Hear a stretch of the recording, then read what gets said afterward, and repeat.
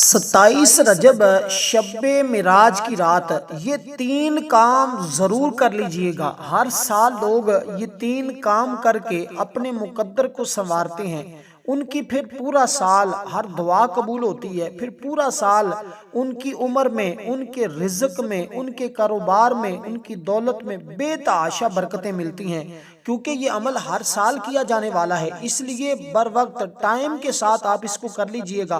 دیکھیں جب مغرب کا ٹائم ہو، اگلی فجر تک آپ نے پوری رات آپ کے پاس ہونی ہے، آپ رات کے کسی بھی حصے میں یہ 3 کام کر سکتے ہیں۔ ان کو آج ہی لکھ لیں، اپنے پاس محفوظ کر لیں، اپنے گھر والوں کو، بھائی کو، بہن کو، بیٹوں کو، آگے جو آپ کے دوست احباب ہیں ان کو ضرور بتا دیجئے گا۔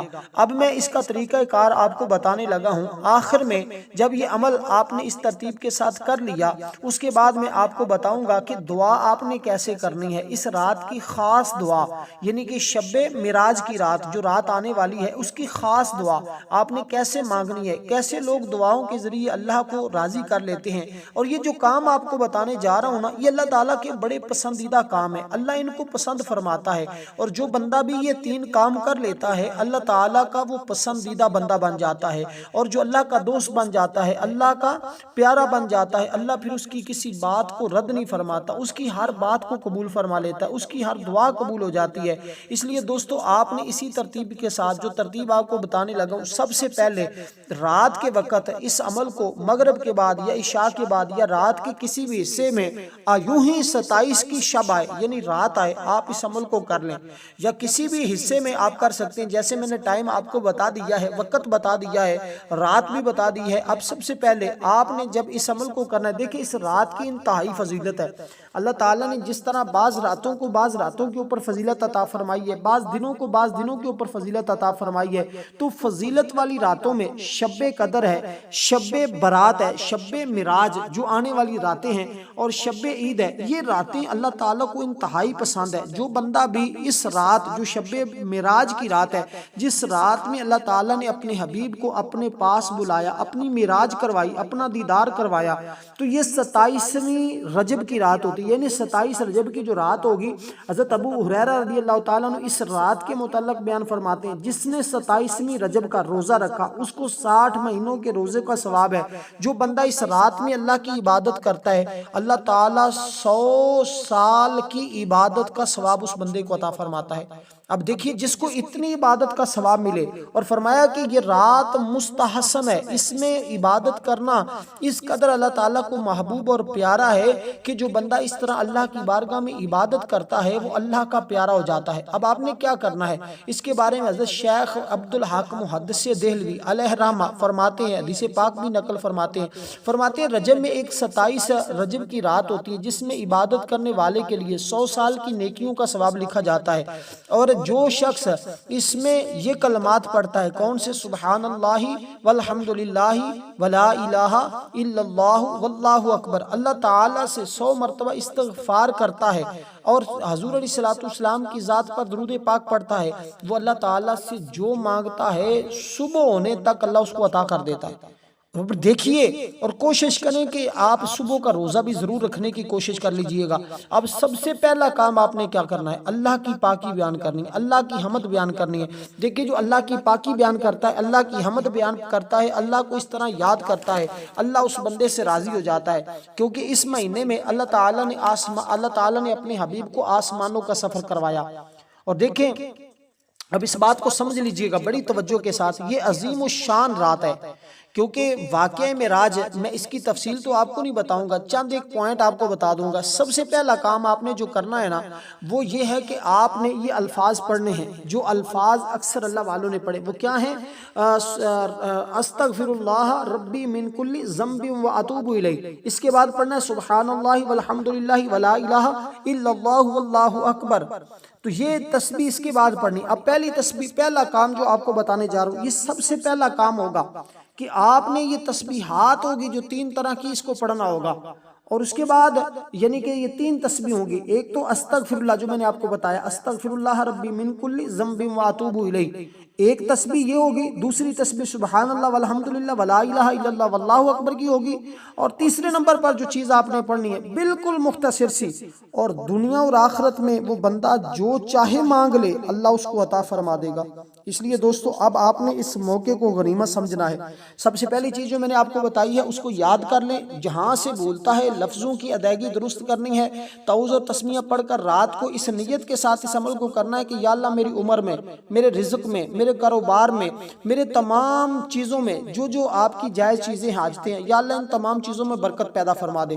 انشاءاللہ اللہ تعالیٰ برکت پیدا فرما دے گا. پھر جو خاص چیز، جس چیز کی خاص حاجت ہو، جب آپ وہ مانگیں گے تو اللہ تعالیٰ اپنے کرم کے صدقے وہ بھی سب کچھ عطا فرما دے گا. کیونکہ اللہ تعالیٰ مخلوق کو رزق عطا فرمانے والا. اس کے بارے میں حدیث پاک موجود ہے. رسول صلی اللہ علیہ وسلم نے فرمایا جب یہ رات آتی ہے تو اس وقت اللہ تعالیٰ خود آسمان دنیا پر آ کر اپنے بندوں میں اعلان کرتا ہے کوئی مجھ سے مانگنے والا میں اس کو عطا کروں، ہے کوئی مجھ سے حاجت طلب کرنے والا، ہے کوئی مجھ سے اولاد مانگنے والا، ہے کوئی مجھ سے جو جو چیز جو جو کچھ مانگنے والا ہوتا ہے اللہ تعالیٰ کی بارگاہ سے مانگتا ہے. دیکھیں باقی جتنی راتیں آتی ہیں ہم رب کی بارگاہ سے مانگتے ہیں، لیکن اس رات میں رب خود فرماتا ہے کوئی میرا پیارا مجھ سے مانگنے والا میں اس کو عطا کر دوں.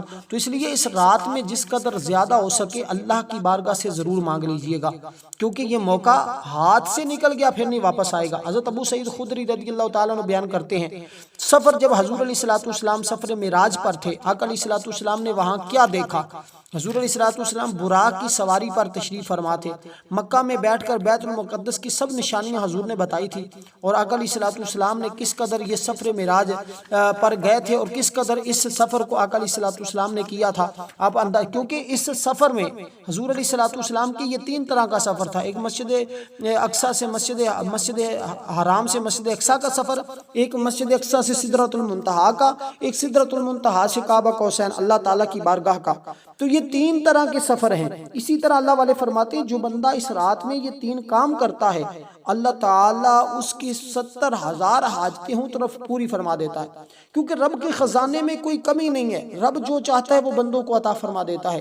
اس لیے دوستو اب آپ نے سب سے پہلی تسبیح میں نے آپ کو بتائی ہے نا، اس کو آپ نے صرف 100 بار اس نیت کے ساتھ پڑھنا ہے کہ اللہ تبارک و تعالیٰ میری بخشش فرما دے، میرے ماں باپ کی بخشش فرما دے، میرے بہن بھائیوں کی بخشش فرما دے، میرے عزیز و اقارب کی بخشش فرما دے.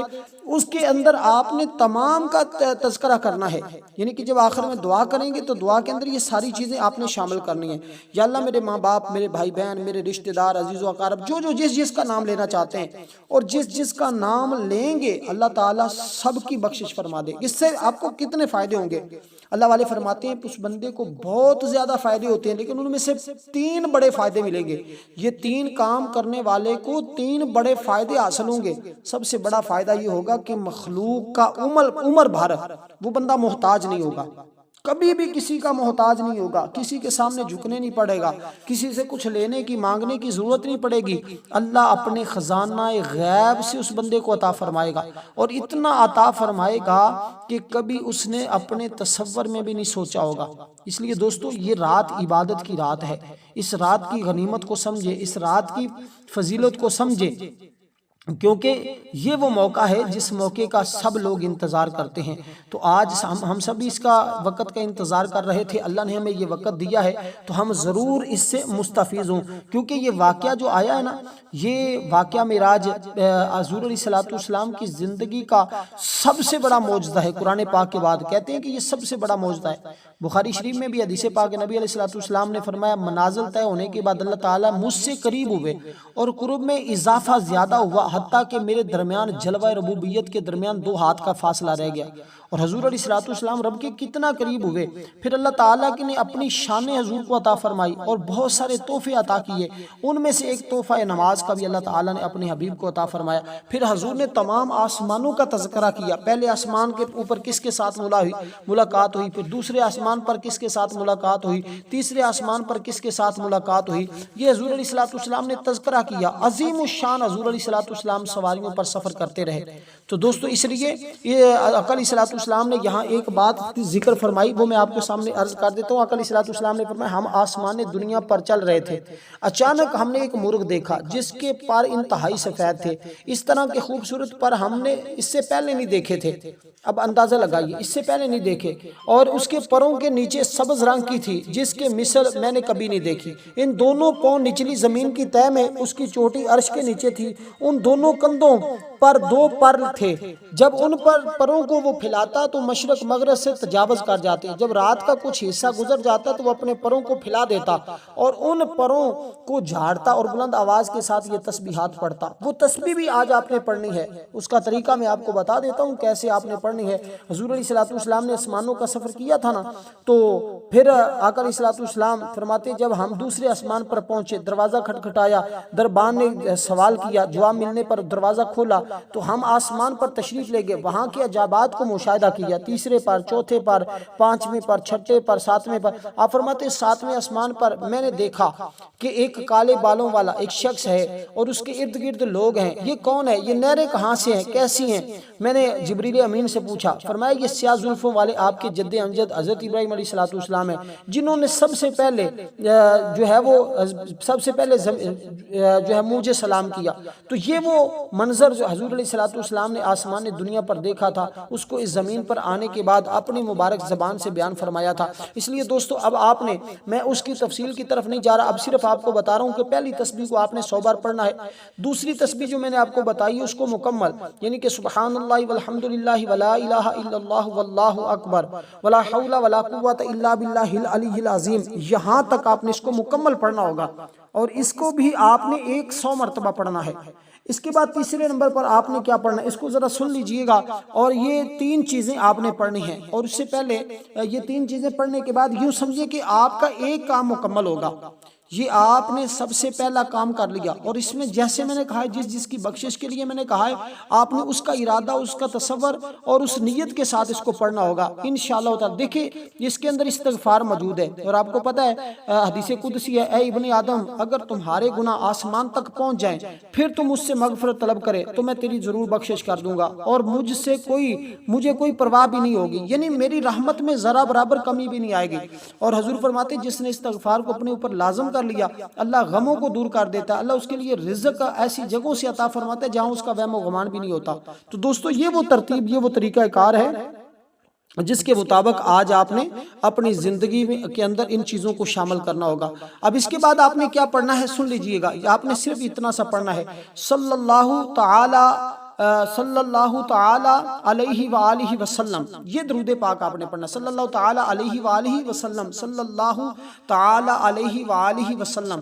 یہ اس طرح بھی پڑھ سکتے ہیں، صلی اللہ علیہ وآلہ وسلم، صلی اللہ علیہ وآلہ وسلم۔ تعالی کا لفظ بھی اگر لگانا چاہیں تو آپ لگا لیں، بہتر ہے، ورنہ اللہ والوں نے فرمایا کہ اتنا بھی وہ پڑھ سکتا ہے، اور اس کو بھی آپ نے 100 مرتبہ پڑھنا ہے۔ تو یہ آپ کا پہلا عمل مکمل ہوا، پہلا کام آپ کا مکمل ہوا۔ دوسرا کام بھی سن لیجئے گا، تیسرے نمبر پر آپ نے کیا کرنا ہوگا، وہ آپ نے دعا کرنی ہوگی تمام کے لیے، جیسے جیسے میں نے کہا ہے ان تمام کا ذکر آپ نے کرنا، اس کے مطابق آپ نے دعا کرنی ہے انشاءاللہ تعالی۔ پھر جو مانگیں گے آپ کی ہر دعا قبول ہوگی، کوئی دعا اللہ تعالیٰ رد نہیں فرمائے گا، بلکہ اس بندے کی ہر دعا کو اللہ تعالیٰ قبول فرما لیتا ہے۔ اس کے لیے آپ نے یہ کرنا ہے کہ جب آپ کو جو تیسرا کام میں بتانے لگا ہوں، اب یہ 3 چیزیں آپ نے پڑھ لی، 3 چیزیں پڑھنے کے بعد آپ نے دعا کر لی، اور وہ جو کام آپ نے کرنا ہے اس کے لیے آپ نے کوشش کرنی ہے کہ ضرور ضرور ہر حال میں آپ کوشش کریں، کیونکہ دیکھیں اس رات کی فضیلت کے بارے میں کتنی ساری احادیث پاک موجود ہیں، بہت ساری حدیث پاک۔ حضرت ابو سلمہ حضرت سلیمان فارسی رضی اللہ تعالیٰ عنہ بیان کرتے ہیں، صلی اللہ علیہ وسلم کا ارشاد ہے کہ ماہ رجب میں ایک دن اور ایک رات ایسی ہے کہ جو شخص اس رات میں عبادت کرے 100 برس کے عبادت کا ثواب، جو اس کی صبح کو روزہ رکھے اللہ تعالیٰ اس کو 100 برس روزے رکھنے کے برابر ثواب عطا فرمائے گا۔ یہ وہ رات ہے جس کو شب معراج کی رات کہا جاتا ہے، یہ وہ دن ہوگا جو 27 کا دن ہوگا، تو آپ دن میں ضرور روزہ رکھیں۔ تیسرا کام یہ کر لیجئے گا، یعنی کہ پہلا کام آپ نے وہ 3 چیزیں پڑھنی ہیں، دوسرے نمبر پر دعا کرنی ہے، تیسرے نمبر پر آپ کو اگر اللہ نے توفیق دی ہو، طاقت دی ہو تو روزہ ضرور رکھیے گا، اور چوتھے نمبر پر آپ نے ہماری دعا کے اندر ضرور نام شامل کروانا ہے۔ اس کے لیے آپ نے صرف 10 مرتبہ درود پاک پڑھنا ہے، کمنٹ میں اپنا